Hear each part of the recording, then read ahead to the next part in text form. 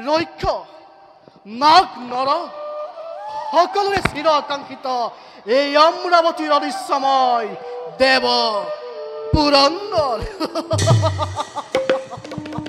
৩৩ কোটি দেবতাই যাৰ সন্তুষ্ট পালিবৰ হেতু অদিতি নন্দনময় ইন্দ্ৰ আজি আজি মোতকৈ সুখী মোতকৈ সমৃদ্ধিশালী আছে জানো কোনোজন ব্ৰহ্মদেৱৰ সৃষ্টি সেই হেতু দিকপাল তুমি হস্তম হৈ থাকিবা সেই দৈত্য দানৱৰ বাবে দেৱৰাজ তাৰ বাবে নিশ্চিন্ত থাকক আপুনি জানো আমি ভালদৰে কৰ্তব্য আমাৰ লাগে মাথো আপোনাৰ আদেশ সন্তুক মুহূৰ্ততে কৰিম নিশেষ সন্তুকিত হলো তোমাৰ উচ্চাকিত বাণী সেয়েহে দিকপাল অমরাবতীর চতুর্দিকে সদা সর্বদা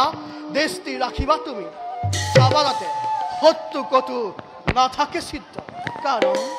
শত্রু অতিকে চতুর সেয়েহে দিকপাল এবে যাওঁ বলা নতকীগণৰ কাষে উপভোগ কৰোঁ তেওঁলোকৰ অনুপম নৃত্য গীত ৰাজকাৰ্য অৱসাদ দূৰ কৰোঁ আমি